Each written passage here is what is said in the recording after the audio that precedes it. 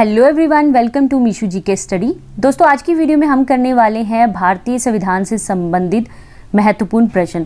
सारे प्रश्न बहुत ही इंपॉर्टेंट है, सिलेक्टेड हैं। ये जो मैंने आप लोगों के लिए प्रश्न सिलेक्ट किए हैं, ये किसी ना किसी गवर्नमेंट एग्जाम्स में पूछे गए हैं, इसलिए ये वीडियो आप लोगों के लिए बहुत ही बेनिफिशियल होने वाली है। वीडियो को पूरा जरूर देखिए। तो चलिए फिर आज की वीडियो स्टार्ट करते हैं। पहला प्रश्न है, अखिल भारतीय महासंघ स्थापित करने का प्रावधान शामिल किया गया था। तो इस प्रश्न का सही उत्तर है ए, भारत सरकार अधिनियम 1935 से। अखिल भारतीय महासंघ स्थापित करने का प्रावधान कैसे किया गया था? भारत सरकार अधिनियम 1935 में। दूसरा प्रश्न है, भारतीयों को वर्ष 1947 में सार्वभौम सत्ता सौंपने की योजना निम्न में से किस नाम से जानी गई थी? इस प्रश्न का सही उत्तर है ए, माउंटबेटन योजना के नाम से जानी गई है। तीसरा प्रश्न है, भारत का संविधान लागू होने तक स्वतंत्रता के पश्चात इसका शासन किसके अंतर्गत चलाया गया? यानी कि भारत का शासन किसके अंतर्गत चलाया गया? तो इस प्रश्न का सही उत्तर है सी, 1935 के भारत सरकार अधिनियम के अनुसार चलाया गया भारत का जो शासन है। चौथा प्रश्न है, कैबिनेट मिशन योजना के विषय में कौन सा सही नहीं है? यानी कि कौन सा कथन सही नहीं है इन चारों में से? एक बार हम ऑप्शन पढ़ेंगे। ऑप्शन ए है पाकिस्तान की स्वीकृति, बी भारतीय सदस्यों वाला अंतरिम मंत्रिमंडल, सी प्रांतीय समूहीकरण, डी संविधान निर्माण का अधिकार। तो दोस्तों, इस प्रश्न का सही उत्तर है ए, पाकिस्तान की स्वीकृति। तो कैबिनेट मिशन योजना के विषय में कौन सा कथन सही नहीं है? पाकिस्तान की स्वीकृति, ये वाला कथन सही नहीं है। पांचवा प्रश्न है, 1946 का कैबिनेट मिशन 3 मंत्रियों में गठित था। निम्नलिखित में से कौन इसका सदस्य नहीं था? तो एक बार हम ऑप्शन देखेंगे पहले। ऑप्शन ए है Lord Amery, B Lord Pethick Lawrence, C Sir Stafford Cripps, D A V. Alexander. तो 1946 का जो कैबिनेट मिशन है 3 मंत्रियों में गठित था, तो हम इन चारों में से कौन सा सदस्य नहीं था? तो इस प्रश्न का सही उत्तर है ए, लॉर्ड एमरी। तो इनमें से लॉर्ड एमरी इसके सदस्य नहीं थे, बाकी के ये तीनों सदस्य थे। छठा प्रश्न है, मॉन्टेग्यू चेम्सफोर्ड सुधार में प्रावधानों का सार क्या था? इस प्रश्न का सही उत्तर है ए, प्रांतों में दोहरा शासन। मॉन्टेग्यू चेम्सफोर्ड सुधार में क्या प्रावधान था? प्रांतों में दोहरा शासन। तो इस प्रश्न का सही उत्तर है ए। सातवां प्रश्न है, 1909 के इंडियन काउंसिल एक्ट में किस बात की व्यवस्था की गई थी? तो दोस्तों, इस प्रश्न का सही उत्तर है डी, सांप्रदायिक प्रतिनिधित्व। 1909 के इंडियन काउंसिल एक्ट में किस बात की व्यवस्था की गई थी? सांप्रदायिक प्रतिनिधित्व की। आठवां प्रश्न है, मुसलमानों के लिए अतिरिक्त निर्वाचन मंडल प्रारंभ में किसके द्वारा लाया गया था? इस प्रश्न का सही उत्तर है डी, मार्ले मिंटो सुधार 1909 में मुसलमानों के लिए अतिरिक्त निर्वाचन मंडल प्रारंभ में लाया गया था। 9वां प्रश्न है, मार्ले मिंटो सुधार बिल किस वर्ष में पारित किया गया था? तो इस प्रश्न का सही उत्तर है डी, 1909 में, और ये बहुत ही इंपॉर्टेंट क्वेश्चन है।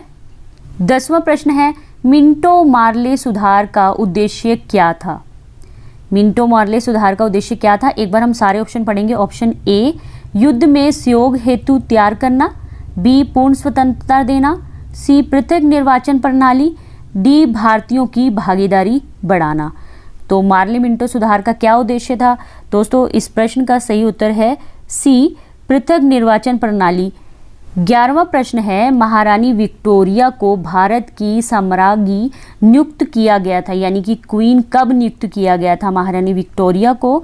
इस प्रश्न का सही उत्तर है बी, 1858 ईस्वी में। जब भारत में 1857 की क्रांति हुई थी तो बहुत विद्रोह हो गया था अंग्रेजों के खिलाफ। उसके बाद इंग्लैंड की क्वीन ने सारा शासन अपने हाथों में ले लिया था और अपने आप को भारत की क्वीन घोषित कर दिया था। 12वां प्रश्न है, भारत के गवर्नर जनरल को किस एक्ट के द्वारा अपनी समिति के निर्णयों को अस्वीकार करने का अधिकार मिला? इस प्रश्न का सही उत्तर है ए, 1786 का अमेंडमेंट एक्ट के तहत उसको यह अधिकार मिला है। 13वां प्रश्न है, रेगुलेटिंग एक्ट पारित कब किया गया था? इस प्रश्न का सही उत्तर है सी, 1773 ईस्वी को किया गया था रेगुलेटिंग एक्ट पास।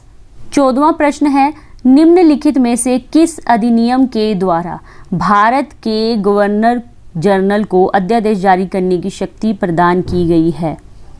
इस प्रश्न का सही उत्तर है बी, भारत परिषद अधिनियम 1861 के तहत भारत के गवर्नर जनरल को अध्यादेश जारी करने की शक्ति प्रदान की गई है। 15वां प्रश्न है, निम्न में से किस अधिनियम ने केंद्र में द्वैध शासन प्रणाली को स्थापित किया है? किस अधिनियम ने केंद्र में द्वैध शासन प्रणाली को स्थापित किया है? इस प्रश्न का सही उत्तर है बी, भारत शासन अधिनियम 1935 के द्वारा। 16वां प्रश्न है, संघीय प्रणाली का पहला प्रयास भारत सरकार अधिनियम किसके द्वारा किया गया था? इस प्रश्न का सही उत्तर है सी, 1935 के द्वारा। 17वां प्रश्न है, भारत में सचिव का पद किसके द्वारा निर्मित किया गया था? भारत में सचिव का पद किसके द्वारा निर्मित किया गया था? इस प्रश्न का सही उत्तर है ए, भारत सरकार अधिनियम 1858 के द्वारा ये निर्मित किया गया था भारत में सचिव का पद।